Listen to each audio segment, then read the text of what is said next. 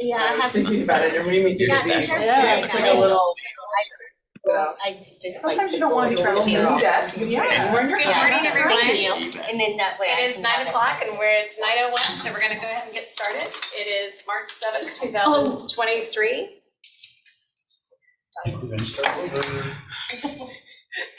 We're recording here, so. So it's March 7th, 2023, it's 9:01. We're here for our working session. Let the record reflect that all 5 commissioners are present, our executive management team. And we're gonna start off with Mike Burgess. Mike, welcome and thank you. Morning, commissioners. Just kind of more of an update today on bills that we've talked about. Because we're at a point session where there aren't a lot of new bills being introduced. It's just the House and Senate are still doing floor action. They will do that until tomorrow's 5 o'clock cutoff, and then we'll transition back to committee.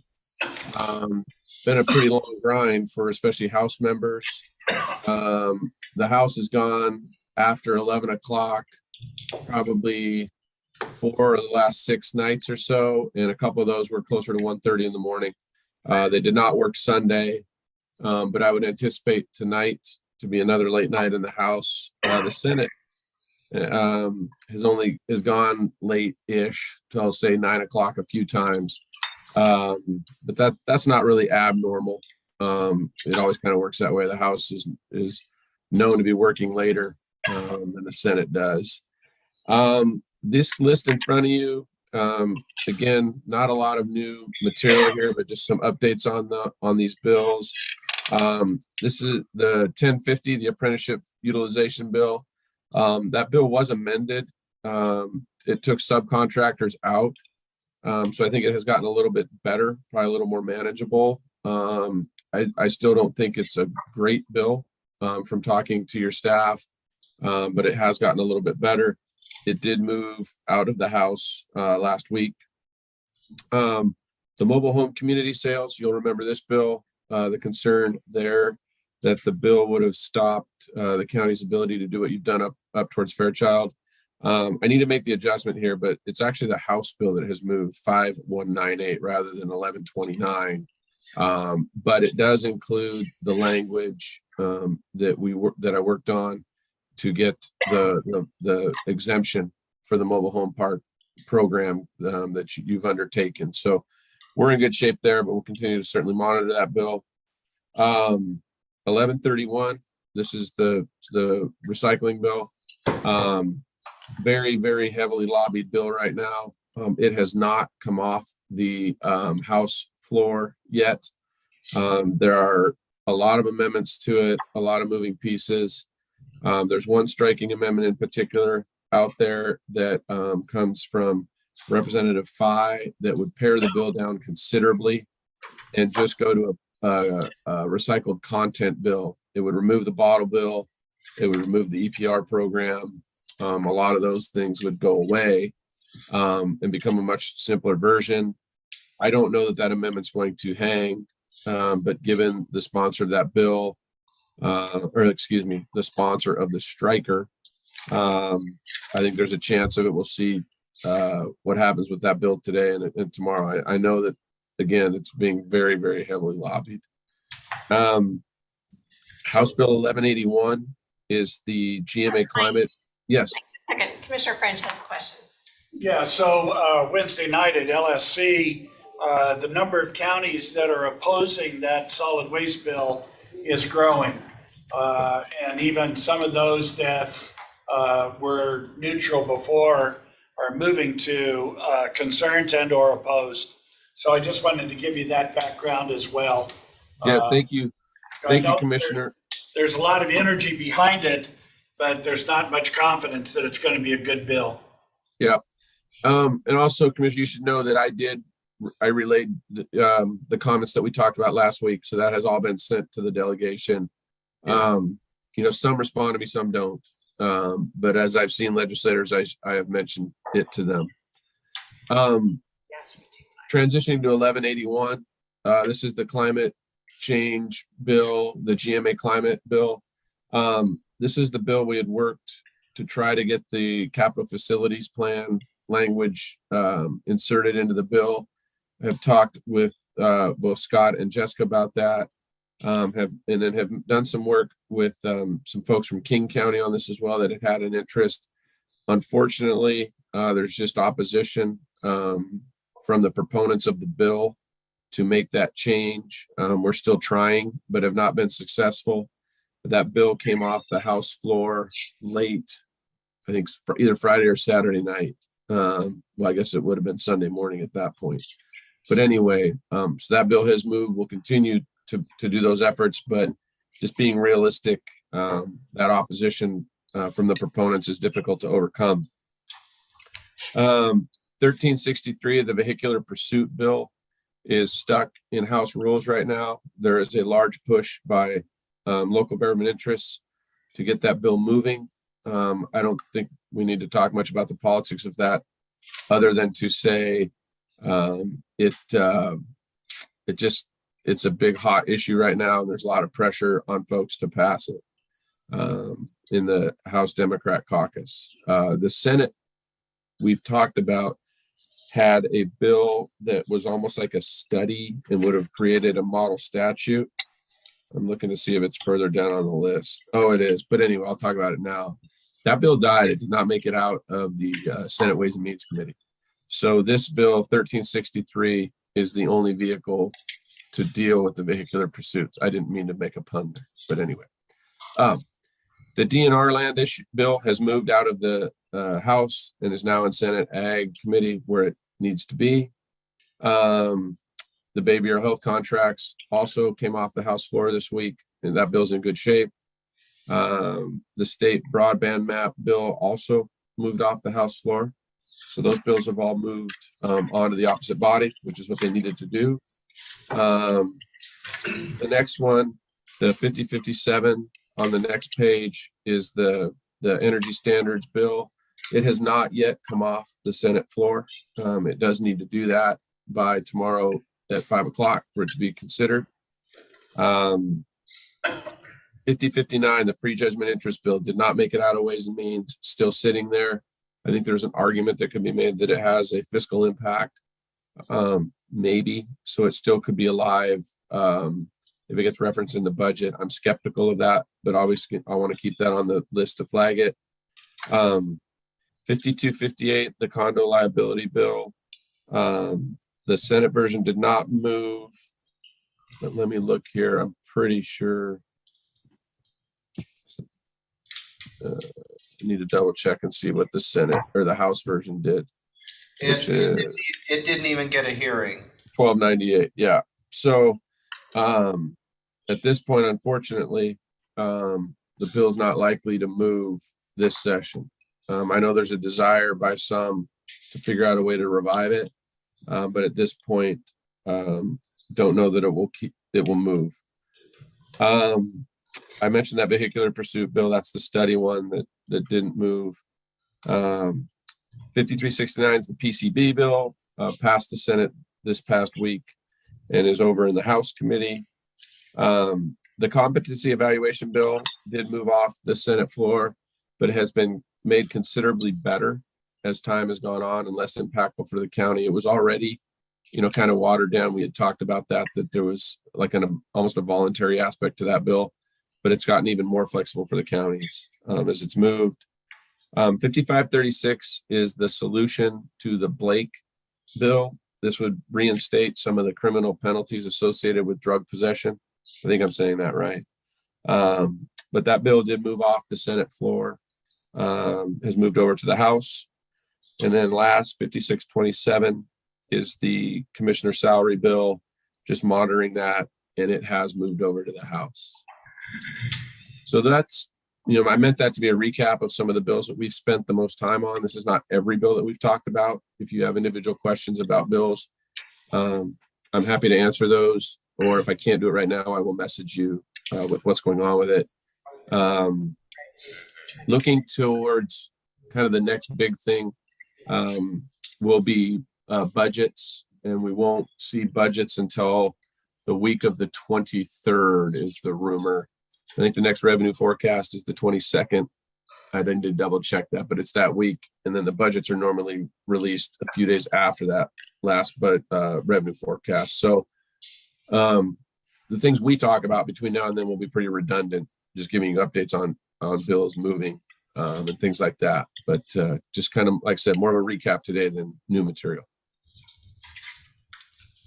So we heard that the revenue forecast is down, and they think it's going to be somewhere in the neighborhood of 250 to 300 million down. So there's some concern about, where they're going to make that up. But and the controlled substance bill came out of the Senate yesterday on a split vote. And so some Ds and some Rs on both sides of the aisle on that one. The competency evaluations, you're right, the language got a little bit more flexible with regard to counties. The challenge is there's still a lack of professionals to be able to do the evaluations. And will that be covered by the state or not? And then I don't know whether you saw last Friday with regard to the energy standards and the climate change, there was a lawsuit filed against the state and the Building Code Council on their elimination of natural gas and stuff. And so that's probably going to have a ripple effect through some of these bills that are up for consideration. And then behavioral health, Commissioner Cooney had mentioned she was hearing from some of the providers the failure to get paid from the MCOs. And so we did talk about that on Thursday, and that is not unique to Spokane. It is a problem they're having across the state. And so now the state is now coming down on the MCOs about they've been paid, they just aren't funneling the money down to the local level and stuff. And so there are some counties that are losing service because the providers aren't getting paid. So it's not unique to us, but your statement's accurate in that, there is a problem. So they're aware of it. Don't know whether they'll fix it or not, but they're aware of it. So that was kind of a synopsis of last Wednesday, Thursday. Commissioner, you're right about the controlled substances bill. It was 2821, but there were the reasons people opposed it were interesting. Some said it didn't go far enough. Some said it went too far. So it's just kind of a very interesting bill to pass off the Senate floor with a vote count the way it did. Right. That's one of those ones where the left and right meet sometimes. Mike, what about some of I know that they maybe weren't on our priority list because a lot of them didn't impact county housing like codes or rules, but Right. What about a lot of those housing bills? What's the latest on a lot of the middle housing? So And you make a good point, Commissioner, and I do need to add the ADU bills because there are a couple that are mandates too. Having said that, the middle housing bill came off the floor, this House floor last night.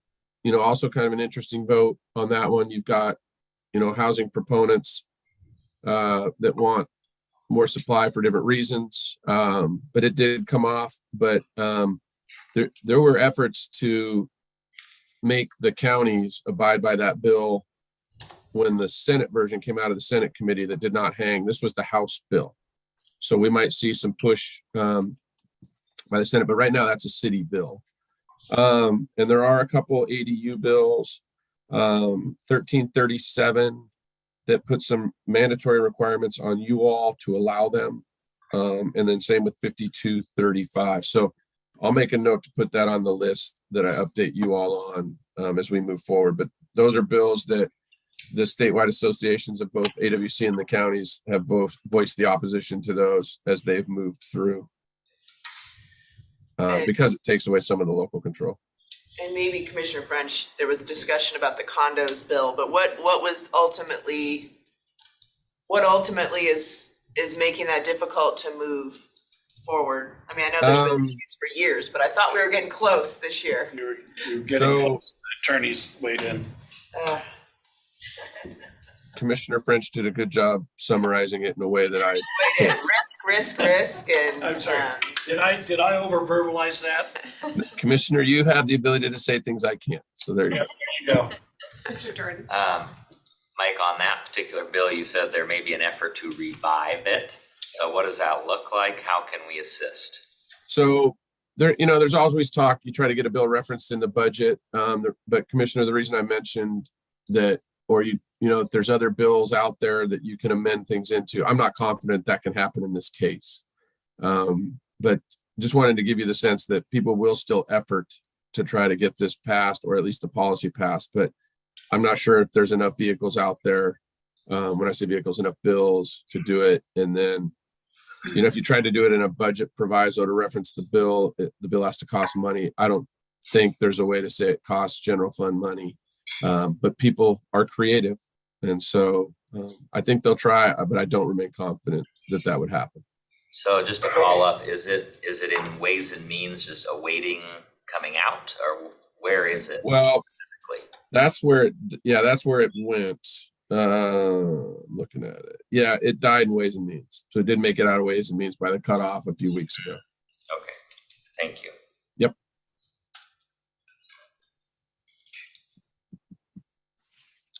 So, that's all I have as far as the updates go. And we'll kind of, we'll get back into hearings next week. So there'll be testimony on bills and things like that. But, the pool of things being worked on will continue to narrow.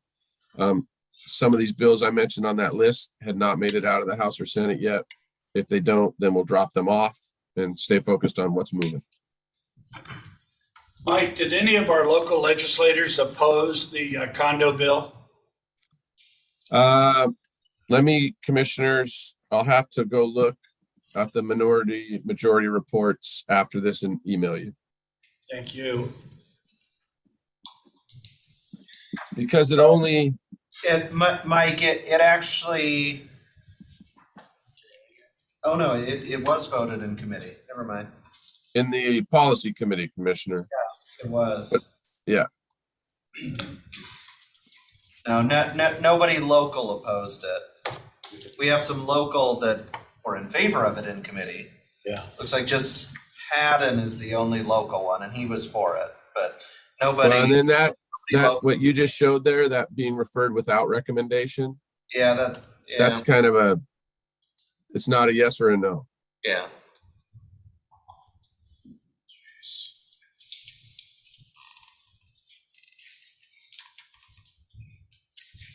Any other questions or comments for Mike? Mike, this specific bill, so if it is dead, why is it scheduled for a public hearing in 2 days? I don't know if I've ever So seen that's that before. that's the point. It probably has a fiscal impact, so they might have held it back. That's what I'm saying. So Okay, but we just don't know what that connection is yet on how they're no, and gonna I haven't talked to anybody. I'll talk to Patton today and try to see if he can tell me what's going on with it. Okay.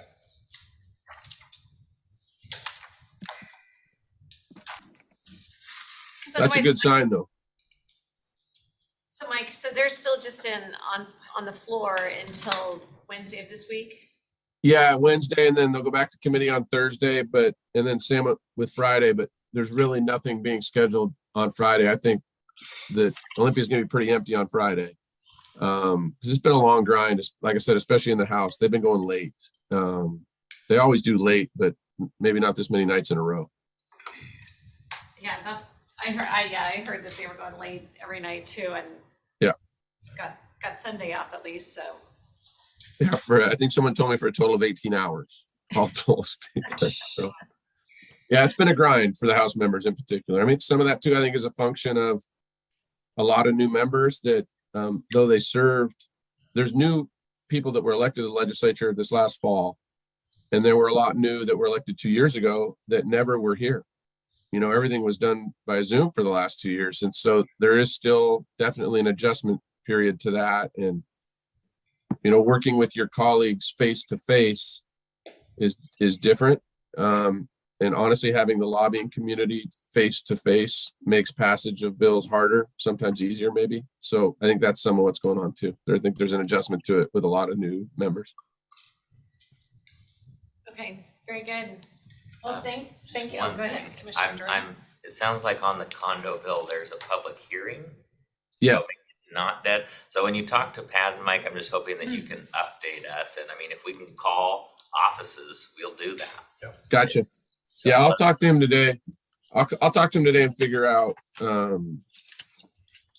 what's going on with it. Thank you. Great. Well, thank you for your update. You got it. Thanks, commissioners. Have a good day. Appreciate it. I'm sure you've been working, oh, he's off, working hard too, crazy.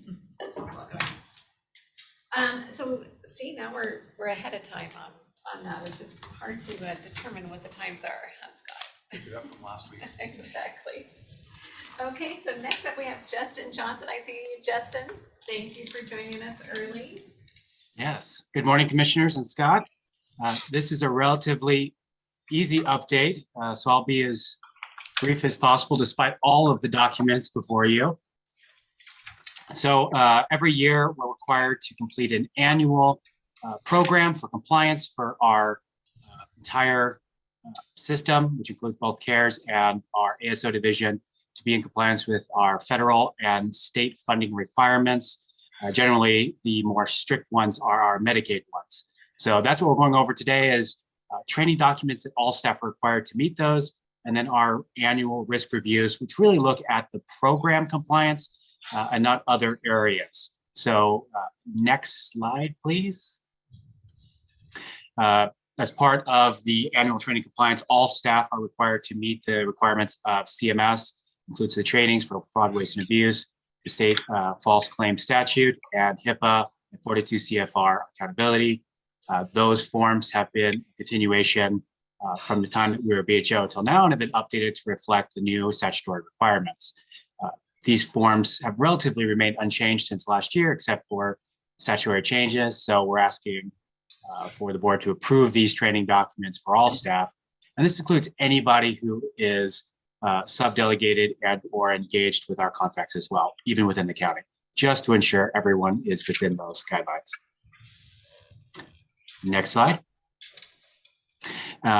Again, as an annual risk review is required for all of our programs, just to ensure we're acknowledging certain areas. This is really a requirement for our Medicaid side and the managed care organizations where we contract with for our crisis system. Just of note this year, all of the same areas that we identified last year as potential risk areas were brought forward, and those really are looking at we have within available resources. So it is considered a risk area when we have our must pays, and then the other services where if we ran out of money, we could not cover. Those are always identified if those were to be terminated to the individuals receiving the services.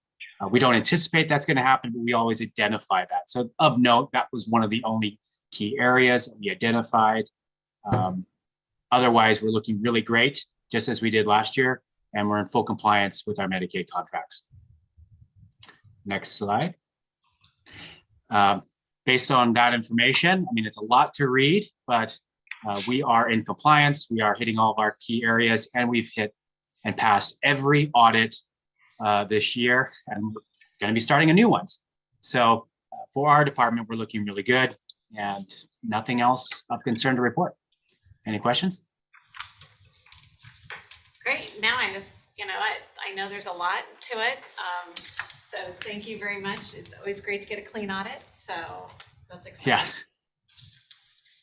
And then, so you said we have to do approval for just that we received this in the training?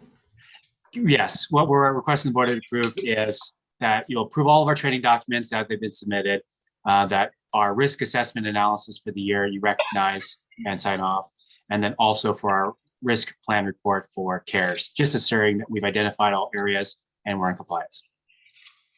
Okay. Very good. And so that will be on next Tuesdays? I believe so, yes. Okay, and if anyone wants to look at these documents further, do you have the copies? They were provided, I believe. There's quite a bit. So yes, we can make those available. I think we're having issues with uploading, but I thought we submitted those yesterday. We'll make sure you get them. That's okay, as long as there's a link that everyone Yeah. has an opportunity to go take a look at those, then that's all we need. Thank you. Okay, so Excellent. that takes care of that one, right? They should be on their way in about a minute or two. Okay, we don't need them printed, you just have a link for them, right? Or you're not printing them? Shortly. The next presenters will be on the way. For community services, you're not printing them, right? Like, Oh, we just okay, I thought we were done, sorry. All the offices have links to the documents They on do, Teams, I'm yeah. sorry about that. Okay, very good, I just wanna make sure that we have someone else to review them. Okay, very good, I think that's all we need then, Justin. Excellent. Thank you all. Okay, thank you. Okay, so you're talking about the next presenters? Okay, sorry. So. Okay. Then see, we're ahead of schedule and we just can't figure out timing. Better to be ahead than Right. late. Randy's here. We can No move one's gonna Randy up. fault you for being ahead. We could move Randy's up if we wanted to. How about I have a We miscellaneous. could do miscellaneous. The problem is if anyone from the public is trying to pay attention, then. Mary, And there's Rob. We're running early today. Okay. But if you have a miscellaneous item, go ahead. The miscellaneous I wanted to bring up was the Meade High School girls cheerleaders won state, but then they went to nationals and they took second at nationals, and I think that's worthy of a proclamation. And I think second in the nation is pretty big, and so if we get some head nods, do a proclamation congratulating them, I think that'd be good. Okay. Is there a cheer we do or? We're gonna leave that up to them. They're the good ones. That'll be part of the proclamation. Part of the proclamation. Commissioner French finished third, but we're not gonna give him the Valiant effort. You know, there's so many things I could say right now. You're gonna notice a great deal of restraint. So is that something you can work on, Jared? Yes, I can. Do you have contact information or details or Well, anything that I can? we'll get, there's a couple news articles that came out. Some of them have more details than others, but yeah, I'll get together with you after the meeting. I can send those to you.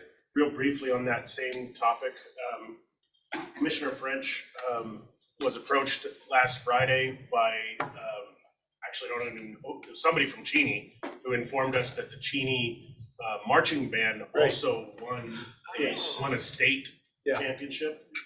All the marching bands in the state, and I gave that gentleman my card to ask him for more information because I hadn't heard about that, but maybe when I get more information, we could bring that forward to approve as well. You have marching band and cheerleaders at the same time? Wow. Have a meeting. Yeah. I'm good at this. Yeah, I'll work on both of those.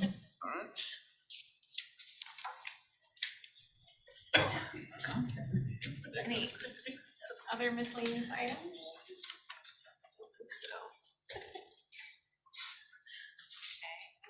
Then we're just gonna run a little ahead. So let's see, so then, yeah, go ahead, okay. So I've got Matt and then Rob, so, Matt. Musical chairs. All right. Well, good morning. Brought Monty along. Mentioned that Monty does everything. Vacations are part of that. So the first couple of vacations we'll talk about. If you have any questions, Monty's probably better equipped to answer them than I. But first one, a little hard to see on this map here.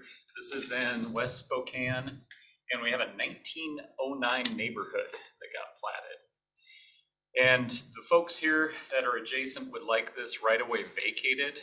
And this is an interesting one in that normally we're going along with these vacations by the time they get to you. This one, we're not supporting the recommendation to vacate. We would like to keep this right away. And the reason being is this area has developed piecemeal.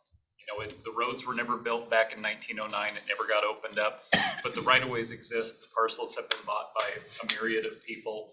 And so as people want to build, we have them do small incremental improvements and make their section of road to give them access adequate and meet fire department and emergency services standards. But we need to keep our options open would really be the short answer on this one. So we're not supporting vacating any right-of-ways. There may be a point in the future where this gets built out and we find we don't need all these right-of-ways, but we don't know that yet. A lot of these routes in and out are fairly serpentine to move through these existing right-of-ways, and it's one at some point when it gets built out, there'll probably be a project or an RID or some fashion will make a more formal final improvement, but we're not there yet. So we're not supporting the petition to vacate this right away, but just letting the people know that at some point we might support it, but it's not going to be for a while until it builds out.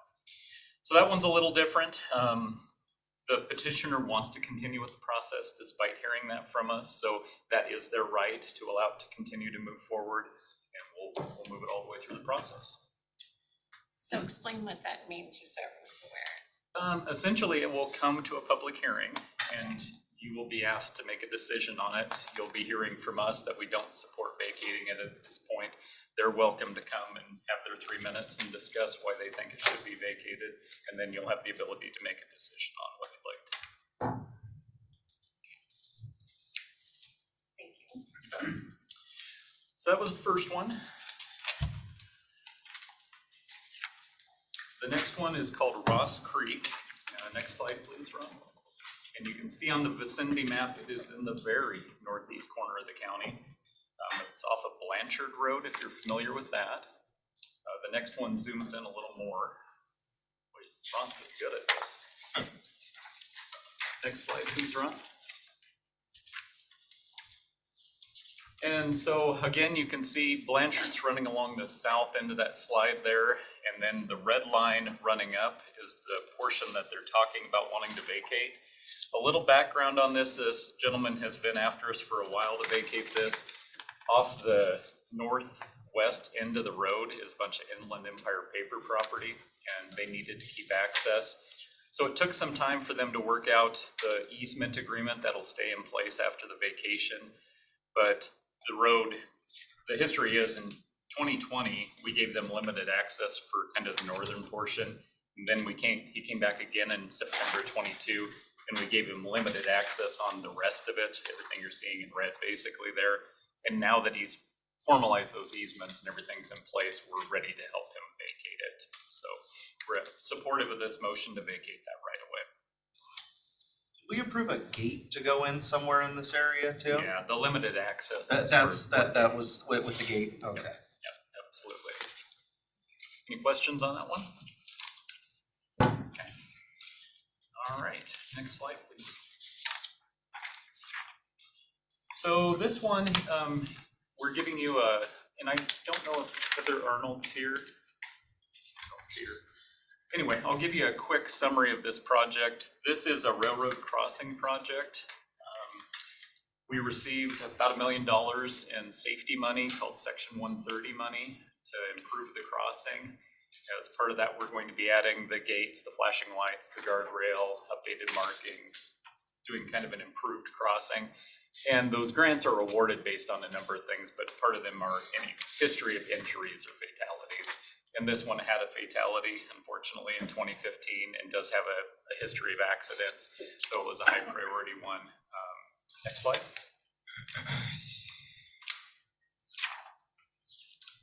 This is just kind of where the project's located, a picture of kind of what it looks like. It's very open out there. The typical section of what it will look like with the gates and the plan view. So kind of your standard improved railroad crossing. Next slide. This is the project estimate and schedule. You can see the PE, the design money, the right of way, and the construction on the left, totaling up to what our grant amount is. The good thing about these grants is they're 100% funding, there's no match. And to meet that requirement, we have to get all phases authorized by 2026. So we're scheduled to do that on the schedule. We should be done about a year before that. So these are nice. There's no county money in them. They're 100% federal dollars. And that's what I have. Any questions on that? All right. Thank you. Gonna take us to Rob. Vacations to Hawaii. No, wrong vacation. Well done, Matt. Okay. Hey, thank you. Good morning, Commissioners. Rob Lindsay, Environmental Programs, actually Environmental Services. I'm here to follow up on a briefing that we gave a few weeks ago on the water right resources that we currently hold at the county, and to provide a more in-depth description of a particular opportunity that was described to you a couple weeks ago. So if we could go to the next slide, please. So just as a background or as foundation, I just want to remind you about the three primary water resources that we manage here at the county. And the first of which is at the top of this slide here, and it's our water bank asset. And that's the water that we have purchased as the county, and we actually own, and we issue mitigation certificates for development. Our second water resource is the Saltese water right that we own, and we purchased that water from the Morrison family when we bought the Saltese property years ago. We currently have approximately just a little over 300 acre feet of water. You can see the value at the time that we bought it, just the raw value was about $2,000 an acre foot. That doesn't include some of the engineering that went on and administrative fees behind it. And then third, we have this watershed plan, which really is more of a debt. It's a commitment that the county made. There was actually a reference to that in an article in the newspaper this morning with the grant opportunity. But again, that's the watershed plan. That's water that we're acquiring that we're not using. We're actually putting it into trust and debiting against that. Okay. So what I'm here to talk to you about today is the on the right side of this slide, we received a letter from Whitworth Water District in late 2022, seeking to purchase on the order of 45 to 50 acre feet of water from our Saltese water right. And that resonates with a project that was approved by the community in the watershed plan, basically to take part of Whitworth Water District's portfolio out of the Little Spokane and move it into the Spokane River watershed, with the idea being we're taking that water out of production that recharges the Little Spokane River and accessing it from a different location. The beauty of this particular deal is that we can get close to a 10x multiplier back into our watershed plan from this deal. So if we sell 45 to 50 acre feet of water that we currently own, and that's wet water at Saltese, we can get about 10 times that much as a benefit in our watershed plan. And something that I recommend we do with your approval. So next slide, please. So this goes back to the letter of intent. And these are just some of the details in there. And I just want to, some of this I've already talked with you, but I think it's key to know that even though Whitworth asked for 45 acre feet, there may be a little bit more involved in that, because when we look at the changing the place of use, ecology assesses the impact to the river, to the water body. And so it's possible that by changing the place of use, we may need to sell a little bit more water to Whitworth in order for them to get what they need. So we would be looking to include that additional water in our negotiations. And so, Rob, if we do that, does that add to our debt balance? Does it add to what we would, the 400? It would, well, If we go actually, from 45 to 50, does that increase our on the other end as well. We would make that case. And indeed, and talking to Tim Murrow, who's the GM at Whitworth, he believes that we can make a case that we can show an even greater benefit to the watershed. No guarantees on that, but their hydrogeologist, who I have a great deal of confidence in and is a very solid person, has done some evaluation, some water quantity modeling. And so we may actually be able to get more than 400 acre feet of benefit if we can show that to ecology. So we would make that case. But I would say at a minimum, it would be 400. We would look to work up from there. At our last meeting, a question came up about leasing. And I talked to a number of water purveyors, municipal water purveyors in the community. And in a municipal setting, leasing just is not something that can work. It's not a durable water right. And so, as a municipality, they're just not interested in that. And while I did not talk to ecology about it, I have serious doubts whether ecology would have even accepted a lease as part of it. So I would recommend that we would, if we authorize we authorize Kyle to go forward with this, and I would recommend that we not pursue a leasing option. So our recommended or the requested action item today is to authorize our Senior Director of Public Works to engage with Whitworth Water District to negotiate the terms of the deal, giving him some financial latitude, with a goal in mind. So two components to that on the financial component, which is, as we talked before, we acquired this water right, around 200 or 2,000 per acre foot direct cost. There's soft costs on top of that aren't totally captured in there. Market rate is somewhere around 2,500 into the lower 3,000s. There's not a lot of sales in this watershed, so there's not great comps, but that's what we have found in doing our diligence and speaking with other purveyors on this right now.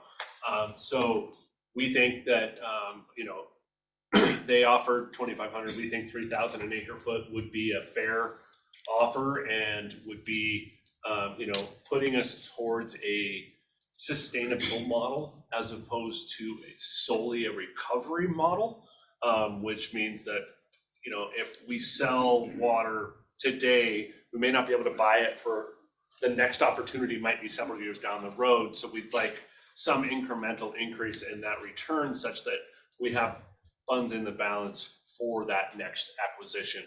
And we would be charging them on that, the total debit to our water bank, not what they would net at the consumptive. So if it takes 50 acre feet for them to get 45 consumptive, we will charge them for the 50.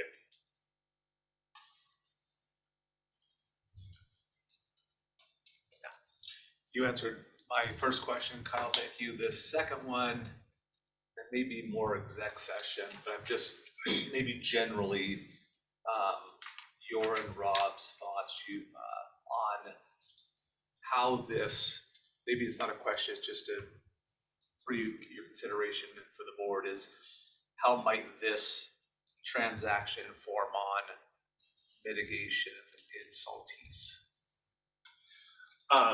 So just considering where this transaction might go and where the others might land as well. So, or just an observation. Sure.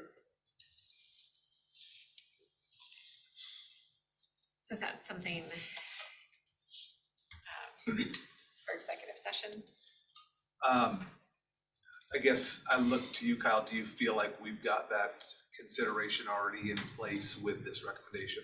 Okay. I feel comfortable with it, yes. Okay. And what we have talked about on that other one, we still have plenty to work with.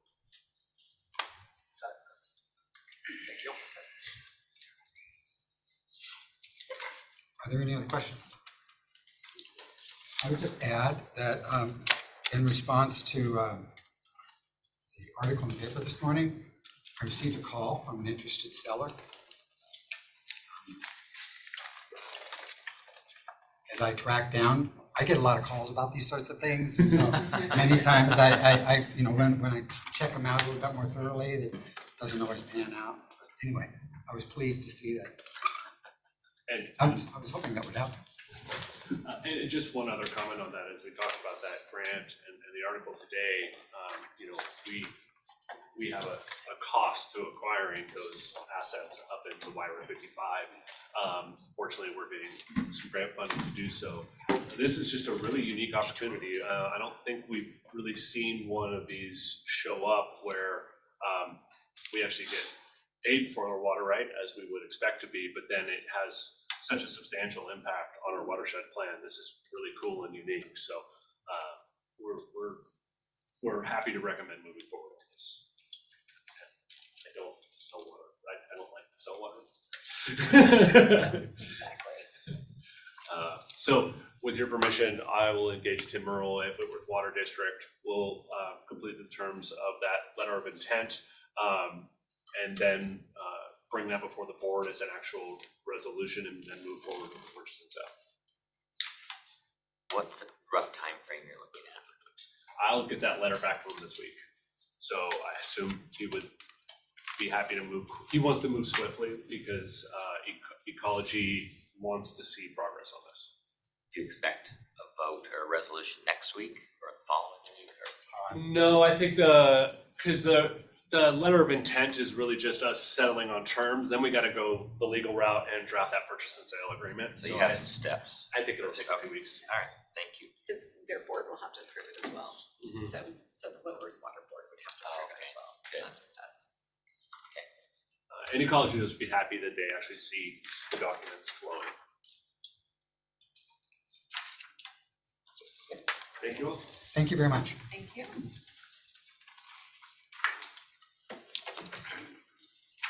So that's gonna take us to Heather. Heather, I think Matt already covered Zurich Corey.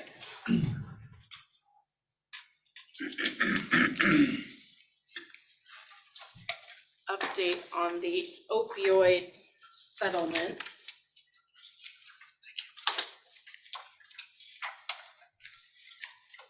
Examples.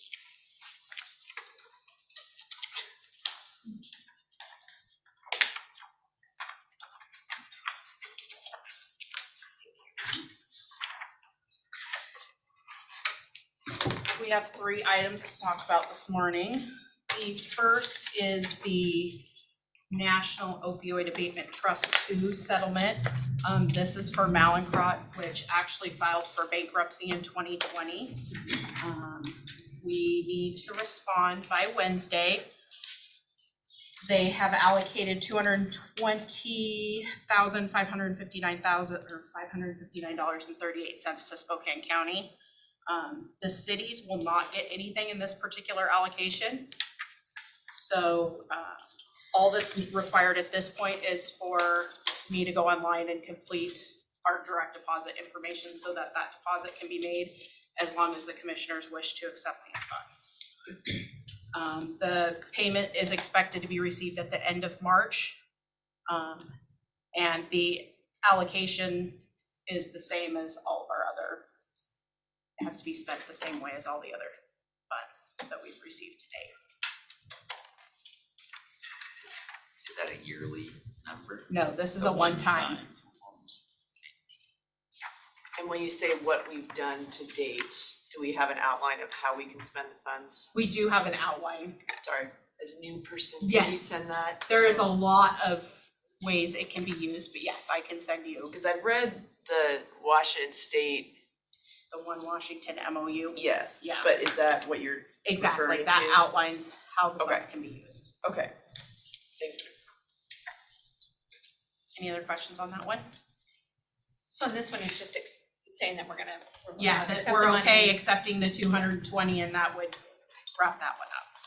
And that will just stay in our account. Correct. So we make other determinations. Correct, until we move forward with how we're going to spend. So is this on our agenda for this afternoon?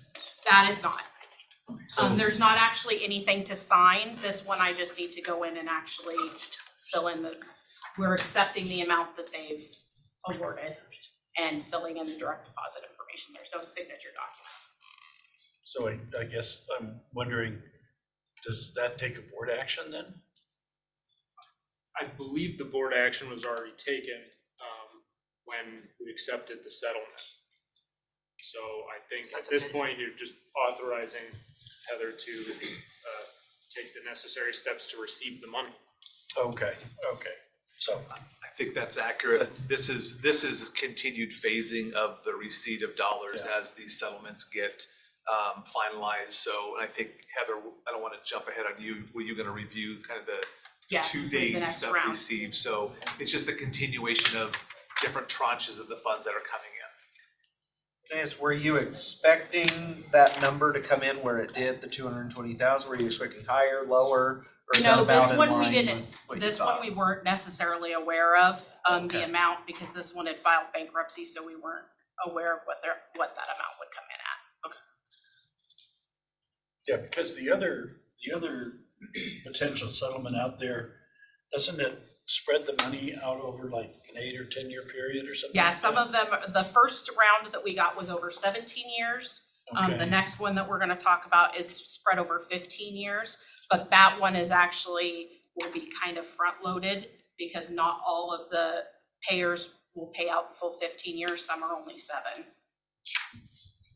And then there's still one round left to settle. So I remember us taking an action to engage in the litigation and be party to it and all that kind of stuff, but I don't remember us taking an action to accept a settlement on it and stuff, so that's why maybe it's just, I don't remember it, but I just want to make sure that, if there is some kind of formal action we need to take, that we have taken it.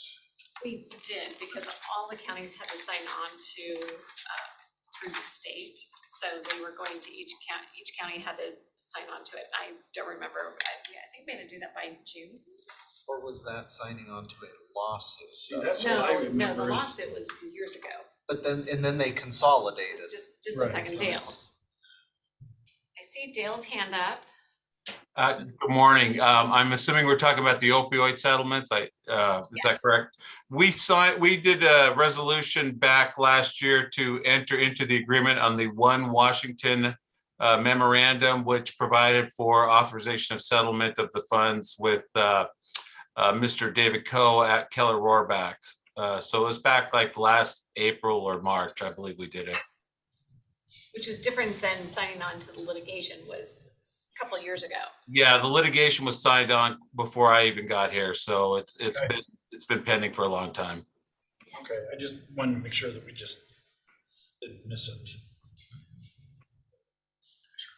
So Dale, is it fair to say for the commissioners, as an update, when the resolution was passed to accept the settlement, that was in anticipation of these multiple different settlements and streams coming in still to this date?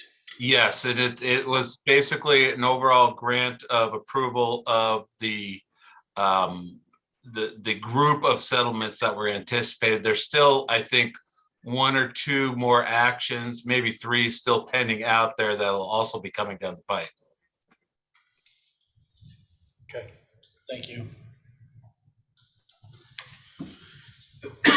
The second item is the allocation agreement 2 and the settlement participation forms. This group is for Teva, Allergen, CVS, Walgreens, and Walmart, so this is kind of group 2. This will result in approximately a little over $12 million to the county over the 15-year period. This will be slightly front-loaded because not all of the payers will pay the full 15-year period. And this item is actually on the docket for next week because there are actually the participation forms have to be physically signed by the chair as well as the allocation agreement. And then this, again, all falls within the same spending Correct. criteria that the original Exactly. is.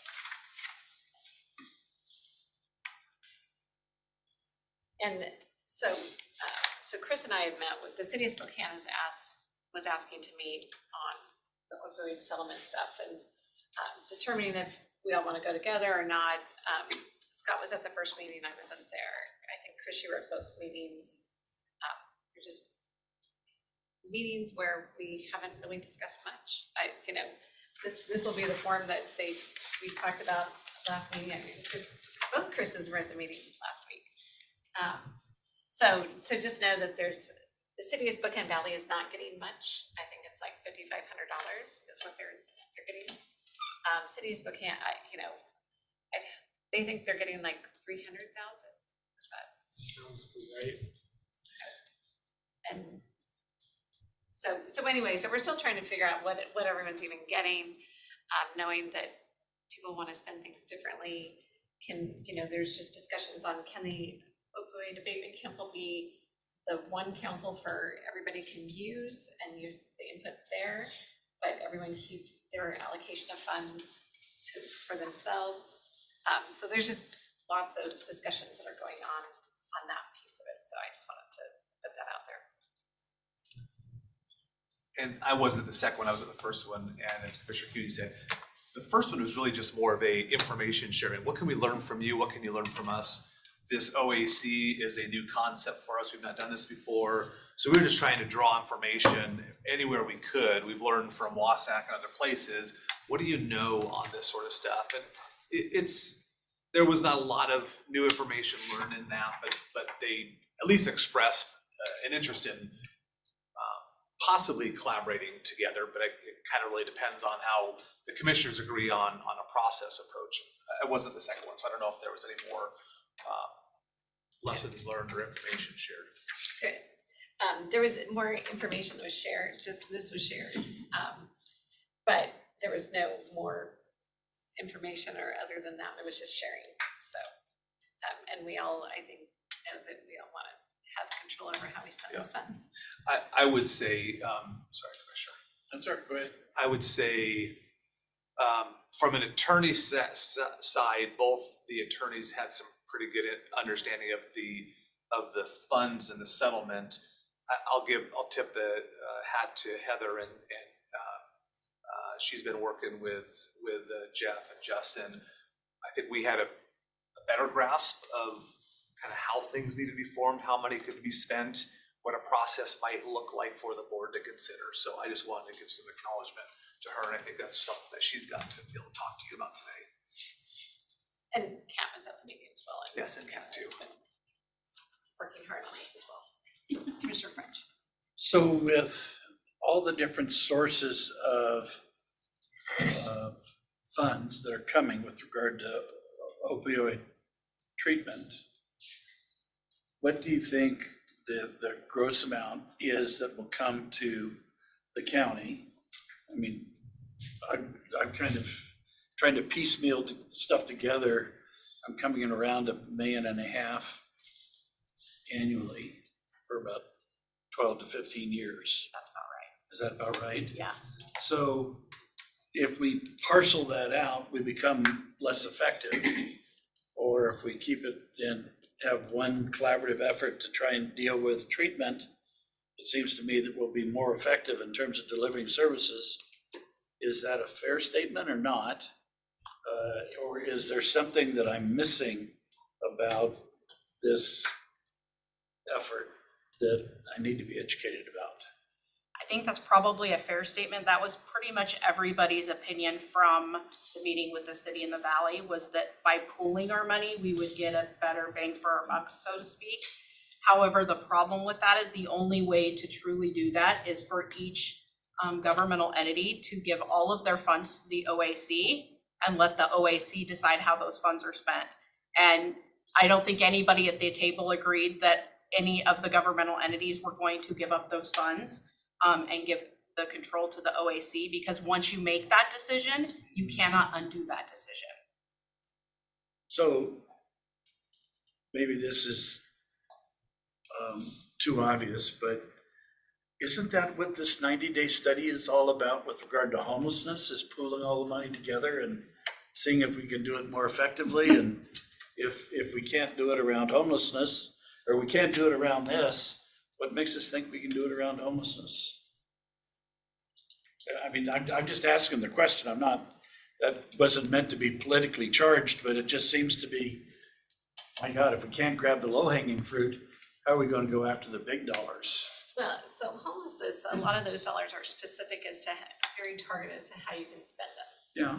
So we've got community services is already doing a lot in this area. And so as Justin put, when we were down there on Friday, there's the ability for these funds to be used differently to provide gap funding that we wouldn't normally be able to do because there's less restrictions on these funds. And so if we could, and you can use it upstream on law enforcement as well and education. You don't have to just do it on treatment. And we don't have the staffing for treatment today, which is one of the issues. And so, so it's looking at these funds not necessarily as long-term as we would like to because of staffing situations that are going on. And so, those were just some of the things that were discussed. And so there's just a lot to, which I think on the homeless side, we've got providers and people that are already doing the homeless things that, we're required to do.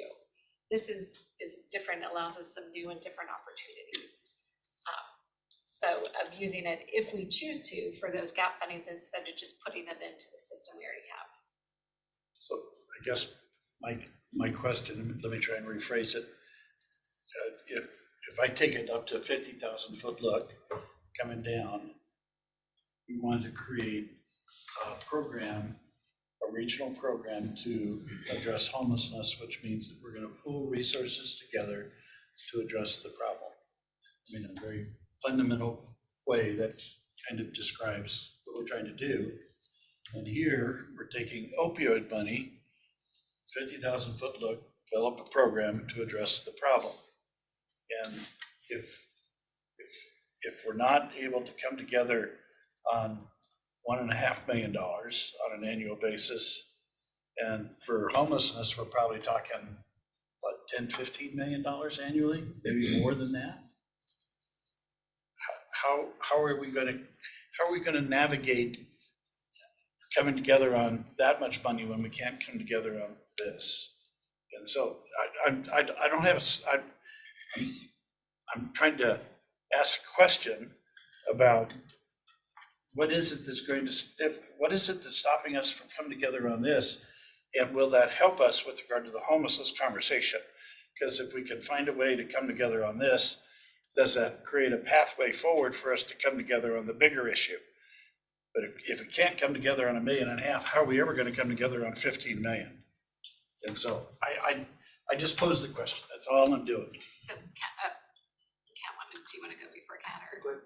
I just wanted to say that it's more about the foundational aspect of it. I think the issue is that we're still not landed on what entity is going to take on the Opioid Abatement Council. And do we trust the people who are running that agency? We looked at a nonprofit, all decided that would not work. We've looked at behavioral health, we've looked at SHRD. I think it's more about them not wanting to relinquish that funding. I think right now is more about who they're relinquishing it to. Whereas on the homeless side, you're talking about a group effort to identify that person, that entity together. Okay. I think you bring up a very astute observation, Commissioner. And one of the things that we've been wrestling with is what does this even look like for the commissioners and then other jurisdictions to think about? The Valley has indicated that, listen, they're a couple $1,000s in it, so they're just going to kind of follow the lead and throw their money in. Although last week they were saying they wanted to be part of the decision-making process. Okay, so it's different messages that we're getting on that. Yeah. But I think the structure, and were you going to go through this, Heather, of kind of a proposed, because until we had something to put on paper for you and then for other jurisdictions to see and say, is that kind of how you're seeing it as well? It was I think it's kind of hard to understand if there's a blending opportunity here. I think there is a blending opportunity. And it's very similar and analogous to the homeless conversation, because we're trying to think of how do we solve for a common problem here and can everyone kind of get on the same page. So I think first of all, to be able to answer that question, or at least be able to get the jurisdictions wrapped around it, is kind of put a flow through of what we are thinking for the county commissioners if all of you wanted to have some funding priority process in as part of that. So do you want to go through this, Heather, really quick? The kind of the flow of how we're thinking this could work. This is not the only way, but it's an idea. It's very, you'll see it's kind of, I'll liken it a little bit ARP, has some similarities to that. So what we thought is, as the money is currently flowing, it's coming into the grants office and it's just being held at this point. That our next step would be for the BOCC to set funding priorities. Now that could be set in collaboration with the city and the valley. We could all agree on a set of funding priorities. The Opioid Abatement Council could be created either through the BHASO, talking with the health district some more. At this point, they've been a little resistant, but we could have those conversations again. Or looking at completely staffing a standalone committee. But if we kept the OAC doing the community input, reviewing and receiving the proposals, running the RFP process, and then from there, the RFP actual approvals came back to the board and the city and the valley, then each legislative body is still gonna have the say on how those dollars are spent based on everybody's agreed funding priorities. We would still need to do the contracts for those services based on what those priorities were. And then the Opioid Abatement Council is still going to take care of the dashboard reporting that's required and any oversight that's needed. And we would take care of the monitoring and auditing that's required by contract. I'll just say I've been invited to attend some very preliminary discussions, and it's very preliminary at this point.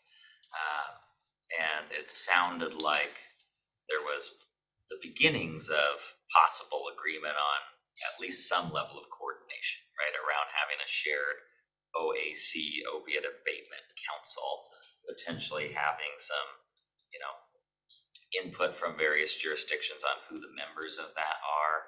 Some of it sounds like it's subject to, much of it, the terms of the settlement agreements as they're laid out, right?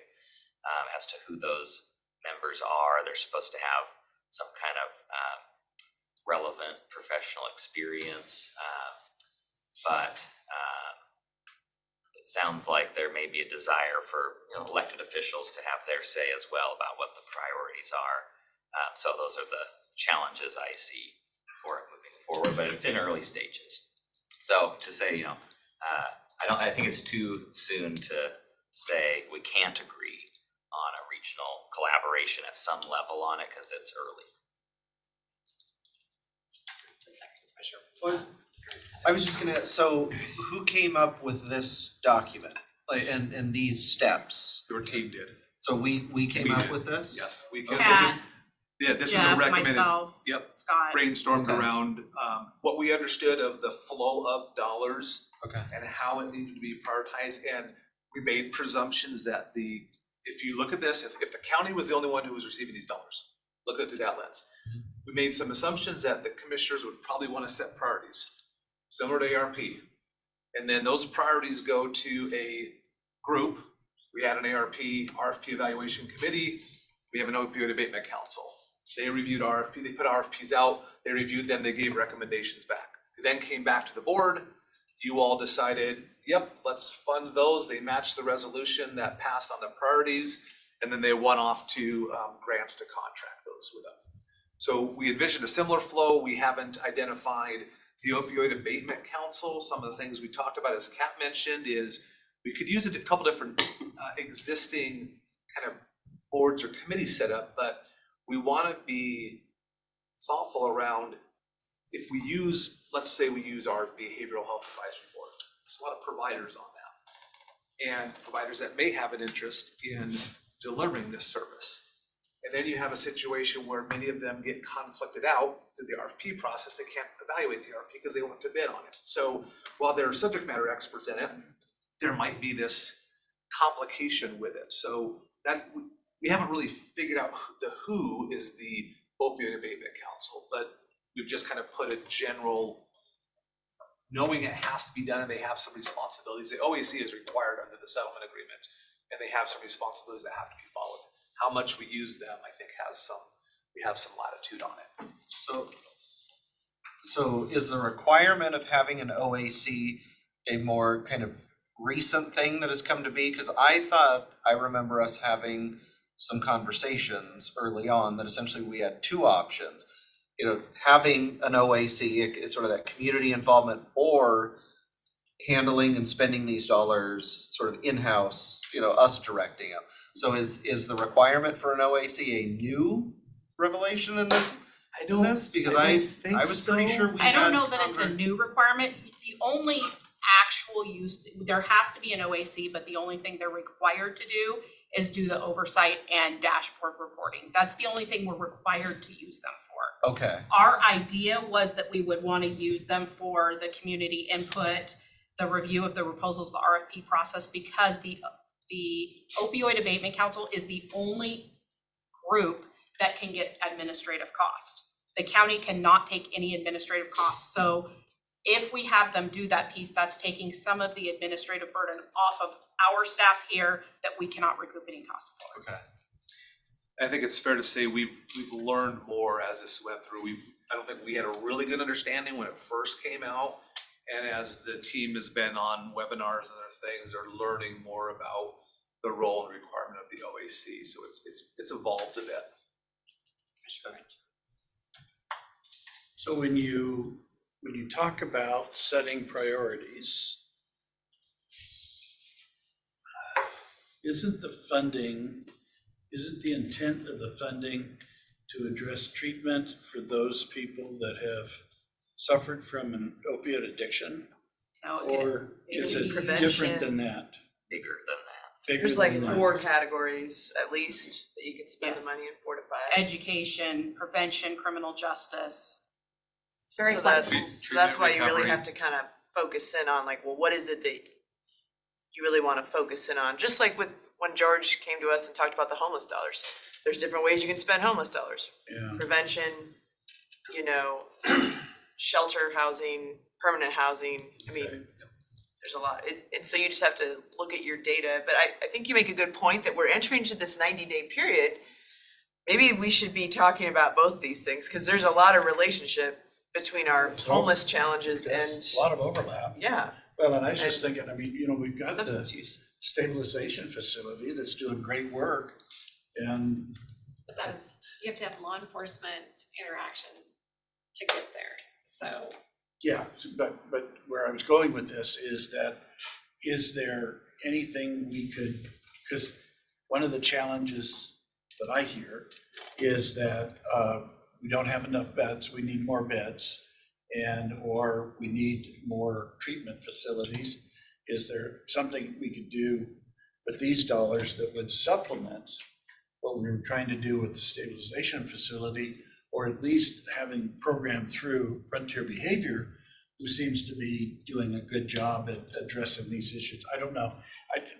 There's better minds than me So I think, to deal with this, but I just Yeah. instead of inventing a new wheel, why don't we just make the wheel we got run better? well, what might be helpful is to have Justin come and, as he looks at what kind of the assets are that are out Yeah, there. yeah. Which he's seen, is it maybe worth having him come back and have a discussion with us as to what those are? Because he certainly has some thoughts on, where he sees those gaps are. And again, these are more flexible dollars than what he's getting from state dollars. I know, because like the comment, on Friday was the city's like, well, we need a treatment facility. It's like, and Justin's like, I don't think we need another treatment facility. So, and we've got, from the health district, we have treatment services that is doing that. There's other things that are coming, that are happening. And then we have the workforce shortage. I mean, so we're having issues there. So, I mean, there's just so many things that are kind of hitting right now. I know after we got this on Friday, I have had a conversation with Eric Johnson, and he recommended that maybe I contact the gentleman at Keller Warbach, which, I'd have Chris Hsu on the call with me, just to confirm, because I think we're making it a little more stringent than what the requirements are. So I just want to make sure that we're not putting ourselves in a more restrictive situation. He said the gentleman there would be happy to, and Heather, happy to have you to meet with us and talk to us. And I just think that would, before we go down exactly how this would be, I want to make sure that we're not setting ourselves up to be as too restrictive. But I just want to make sure we're meeting the requirements and not anything beyond that. So anyway, just so you know, when I had that conversation, because this, and the things that I've been hearing, this seemed a little more restrictive. And so I just want to make sure that we're all on the same page. And I'm just reluctant to start a whole nother new program when we got so many other programs. Is there something we can do to enhance as opposed to starting something all new?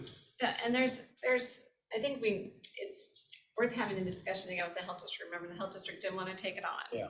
But I think that there's some ways that we could talk to them about taking some of it on and, and us doing some of it too. So I think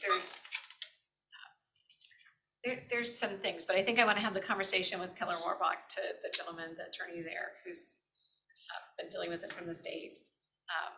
And it's nice that Eric said he would totally get us access to him.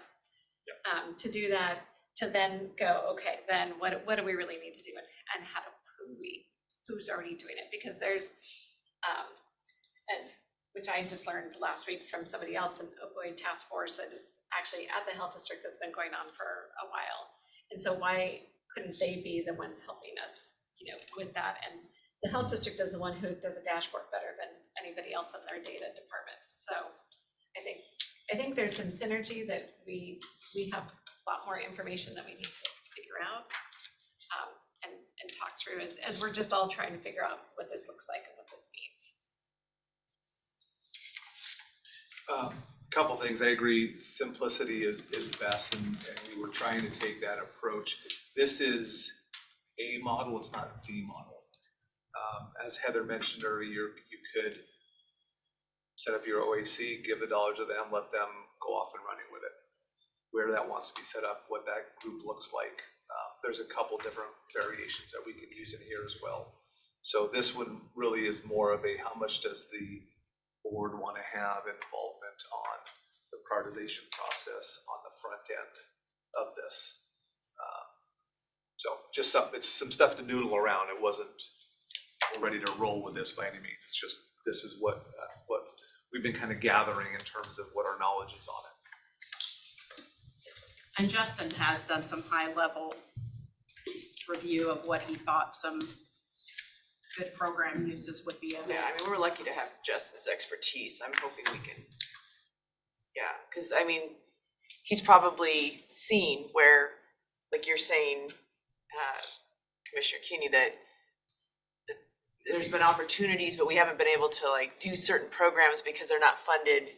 There's all these restrictions on a lot of the funding sources. And this gives us an opportunity to do some real, maybe creative things that haven't, or fill in gaps, right, here in the county that we haven't been able to do before. So hopefully Justin can help lead us with some of those good ideas. One thing I'd like to point out, some of those boxes aren't as complicated in real life as they might look on paper. One of the goals was to recoup admin costs. You needed to kind of go through the OAC, and then the OAC would contract back out with Heather for her team to do the compliance and reporting. And on a flow chart, that might look more complicated than the reality of it. Not to say this is the one way to do anything, but I don't think the reality of this is quite as complicated as the flow chart. Some of it is to legally be able to pay for the overhead in a way that works. Since the OAC is the only group that can take the 10% admin. Yeah, no, and I appreciate all the efforts you guys have done to get this, put down and figured out, but it's. Yeah, there's more work to be done. There's still, so no, so I apologize if I was diminishing any of your efforts, because it's complicated and not easy, and I think it just seems to be kind of a little bit of a moving target, but that's where I was thinking hopefully we can figure it out. I saw Dale on and then did he just get off? This is important feedback for us, from all of you. So it kind of guides us to how we need to kind of maybe reshape or relook, reevaluate. That's why to have something in front of you, give us some reactions. This is exactly the type of interaction we were looking for. So who's the lead at the city? I mean, if you and Chris attended, who'd you meet with at the city? It was the mayor and their attorney and who else was there? Johnny. 5 people there. Johnny Perkins. And then the City of the Valley's attorney. Brian Coddington was present as well. Sorry. Oh, they're still. Yep. Sorry, my internet cut out for a second. I'm sorry, did I miss a question? So we're just saying who was in attendance. You were at the first meeting, I wasn't there. Yeah, well, Scott came, Chris Anderson was there, Lyndon Smithson, Brian Coddington, Johnny Perkins, the mayor, I believe Heather Arnold came with us, and then there was Eric Lamb from the Valley as well. And I think there was 1 or 2 other people, but they're not coming to mind. I think it was some of the personnel from the city grants office, or the, whoever handles the community development office there. I got to see Tanya. Yeah, Kat was in our first. Oh, and Kat. I think the city of Spokane Valley had their attorney along with Eric Lamb. And no one from the council was there, and they said that they haven't talked to the council yet about this. So Okay. they were. When you said it was 300-something thousand, do you mean annually at the city or total? That's what we're thinking. I believe our number, and I'm around. Total, because they said it was like 5,500 a year. The city of Spokane got 300,000 just from the first distributor settlement, so they'll be getting more from this settlement we're talking about today. The Valley will probably be getting some as well, but I wouldn't expect the Valley to have more than $20,000 gross every year. But the city may be up to 600,000 or 700,000 a year if the numbers we're using for ours are correct. All right, thank you. And that's where I think when we talked to Keller Warrock, I think they've got the list of what they're anticipating everybody's getting, so we can ask those questions, because I've been confused, because I've heard that like our first payment amount of the almost 800,000 or 900, was 2 years worth. Correct. And there's just all kinds of different, and then it diminishes too over time. It's not the same amount every year. So, I mean, that's where it's like, I just want to be careful that we're not counting too much on all these dollars, because as we know, they may go away after a certain point in time. It'd be important to get a handle on eventually here, what the dollar amount is for all the jurisdictions, add it up, look over time, and be able to then know like what kind of projects we could invest in over time, whether is it allow for capital investments or just operating? I think we looked, and I think there was some limitations on capital. I think If I'm not mistaken. there was limits on. So it's Now, it doesn't mostly, mean you couldn't lease right, or O&M. right. So that might be Okay. a workaround on it. We will, as we know what we've got to date and what we believe are either 12 or 18-year payouts are. So we'll consolidate those into kind of a easy to read spreadsheet. And then as we learn about new ones coming in, like the one Heather did today, it's just a one-timer. And then there's, I think Dale just referenced, there's another one coming as well. So as we learn about those, we'll then add them to the inventory, if you will, of when we're receiving and how much we're receiving. And can we clarify what are the kind of imminent timeframes for next steps? My recollection was the settlement agreement says you have to have your OAC formed by X date. The end of June. End of June. Oh, okay. It's coming up. We got some time, but it's coming up.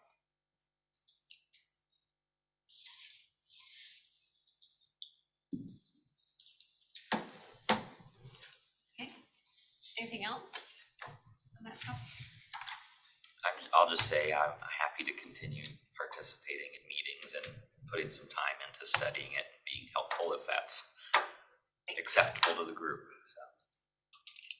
Yeah, and I know you've applied for the state Yeah, I will be, just to let everybody know, there's a WASAC, couple WASAC seats, I believe, open on like a statewide working group for upcoming settlements. I was thinking of throwing my name into that just to see how that goes. Don't know if I'd be accepted or not, but just trying to get myself educated to be more helpful in the process, which I think is due this week.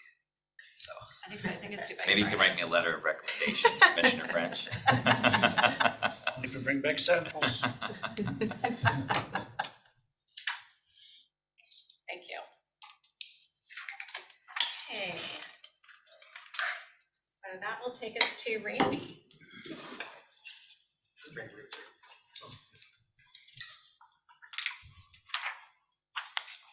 Good morning, Commissioners. There you go, you're on. You're on. Am I in there now? There you go. There we go. Good morning, Commissioners. We're here to, Jason's gonna go through our February sales tax receipts, which of course. May have you Sure. moved Yeah, to sit down you with can, that video. you can probably run the mouse from down there, right? So I wanna. I just want to make sure he's on. Oh, sorry, video. creating a problem. Or switch to the. Just sit and do it. How's that?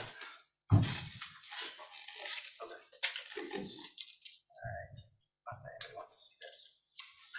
Okay, so this should be pretty short and sweet because there's not much different than last month's as far as the format. So sales tax receipts for February, about 6.8 million.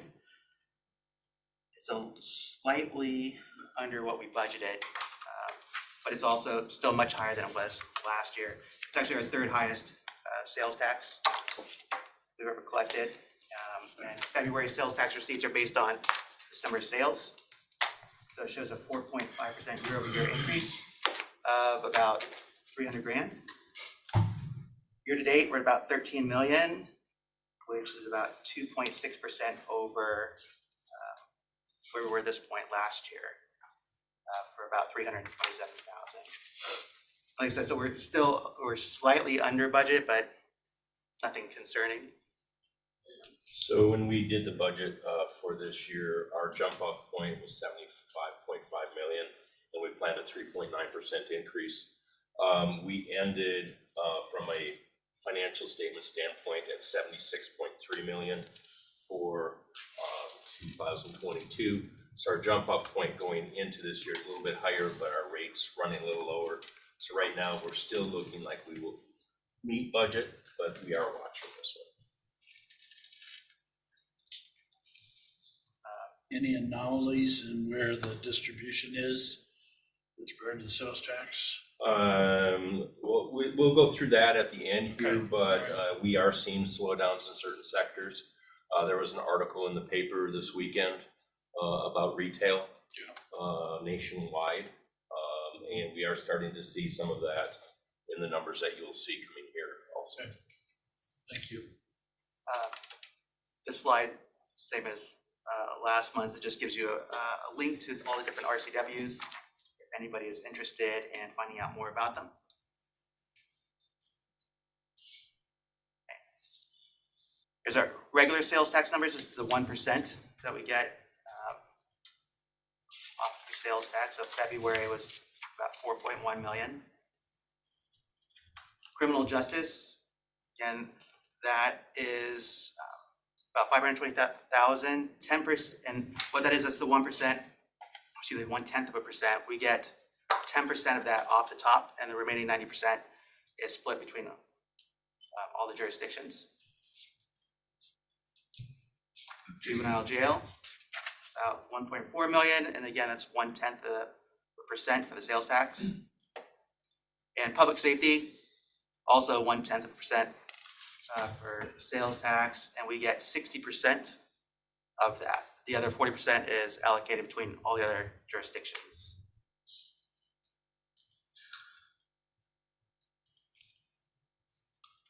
And then these are the economic indicators that Randy was talking about. Residential building dropped significantly, so that's why we put that in red. So we're watching that. And construction is our second highest category, so that's a pretty big one. Non-residential building also dropped pretty significantly as well. Part of that could be weather, because we did have a lot of snow this year, but it is slowing down now at rates. On the upside, lots of people were buying cars for new cars, so it must be nice. So that was up quite a bit. Also, used vehicle sales were up, and that's not typical. Usually when one goes up, the other one's going down, but they both jumped up. So again, this was based on December's sales. Look at that nosedive though that it took back in October to November, and then up on the used cars. But it kind of follows, if you look at the graphs, they almost mirror each other about 2-month lag. So people trade in cars, buy new, and then they go and sell the trade-ins. What's the, is this national? No, this is state? ours. This is ours. This is Spokane ours. County. So this is what our sales tax was Oh. driven from. Sales tax number. Yes, Okay. sorry about that. Thank you. I thought it was number of cars. I don't think there's 250,000 new cars bought. Okay, thank you. All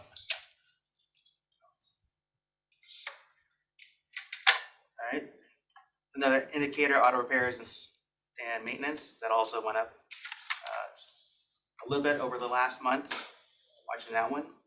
But the one that's, I guess, the most noticeable is the other motor vehicle dealers had a big, huge drop, right? So year over year, that one is down 6%. And then year over year for the month is down 26%.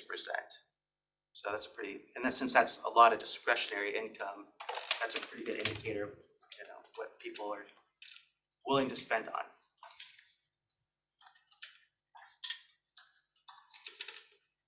These two also, it's kind of a weird month.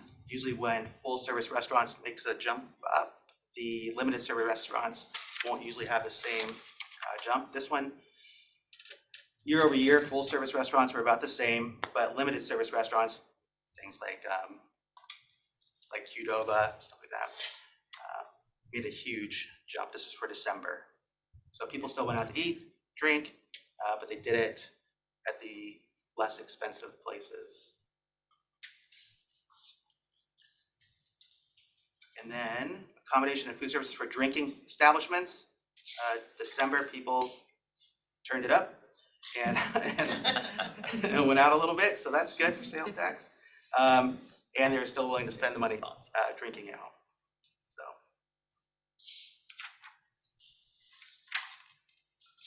It's maybe one of those relationship to the economy. It's gonna be one of those recession-proof Yeah. areas of sales tax growth. And then again, retail trade. So these are just the categories all rolled up. So all the different aspects of retail trade, and this is our largest sector. It makes up.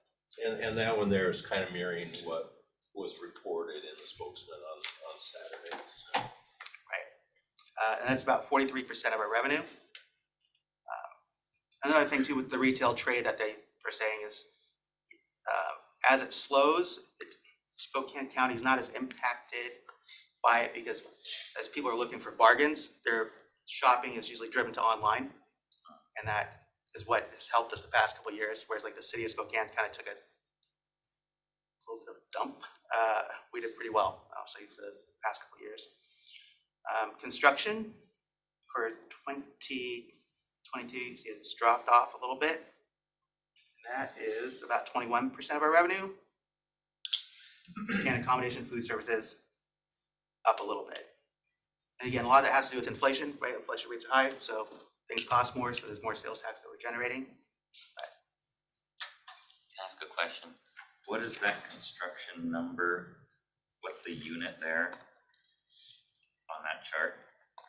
Oh, and let's see. It's 785,000. So that's dollars. Yeah, in dollars. Sales tax dollars. Oh, Okay, so those are in hundreds of thousands. Okay. Yes, sorry. I'll change the formatting on that. Thank you. Thank you. So My eyes are a do little tired. we know whether there's any significant school construction going on?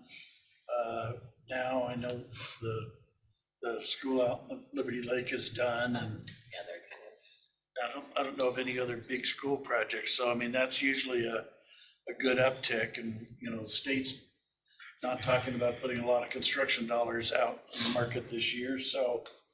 no, I think District 81 or Spokane School District is looking at maybe a bond measure in November.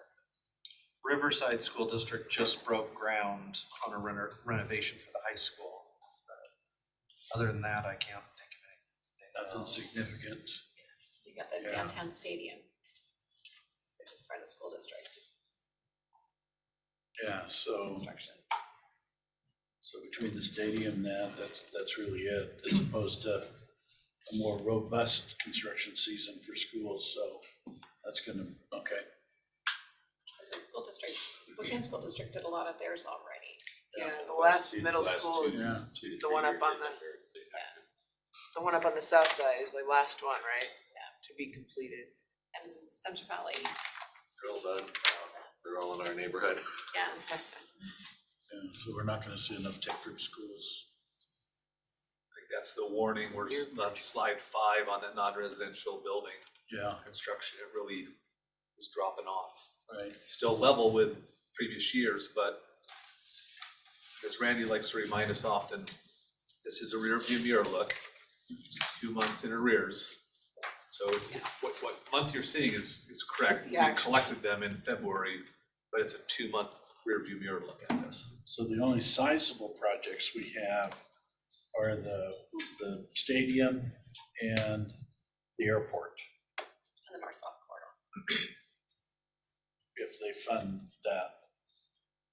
Well, Aren't there's, they gonna be aren't they gonna be done with that this spring? This phase? Oh, the okay. river crossing just was let, Oh, it was, oh, okay, so so, there's a whole spreadsheet on as to what is already contracted out to okay, ensure that we get more than the minimum that is already contracted out. okay. There's 2 more phases that are contracted out.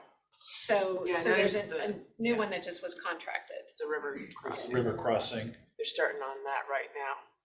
Well, it was just bid. Yeah. So they're working on getting the contract negotiated, finalized. So you know the contractor? I may. Oh, you may. So- Oh, I meant, well, they're working on the trail. The trail might be a separate contract. No, that was part of the, Okay. they put that into the river crossing All right. as a little design. Because they're build doing a section. whole separate bridge for the trail. So, and then there'll be, then based on where it's at right now at the community college, then that's why we want to have additional funding for the next phases, so it Make the doesn't next just rest. stop. Yeah. So there's a minimum number that is out there that we need to be above that, based on what's already contracted. Yeah. So, because then there's 2 other contracts that will go after that, and then the design build for the whole interchange.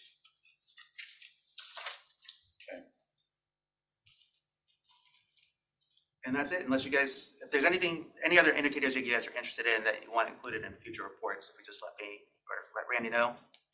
Can throw them in. Sure. That's it. All right, thank you. So, one question for you. Yes, sir. So in your auto sales, did that also include RVs, recreation vehicles and boats? No, the RVs, recreation, Is that a separate boats, slide? it's right there. Right there, That's the one that okay. took the big Thank you. drop. Okay, so it's dropped off dramatically too. It has. I mean, your big selling season is coming up now, March, April, but, based on that, I would not anticipate it to be as strong as the last few years. Thank you. All right, thank you. I'll bring my one. So Scott, that's gonna take us to you, so, because we did miscellaneous already, if there's any other miscellaneous? Scott? I'm not aware of anything for the exec session. Nope. It's 10:40. We're done early today. Okay, so it's 10:40. We will adjourn this meeting and we'll see everybody back for the 2 o'clock. Thank you.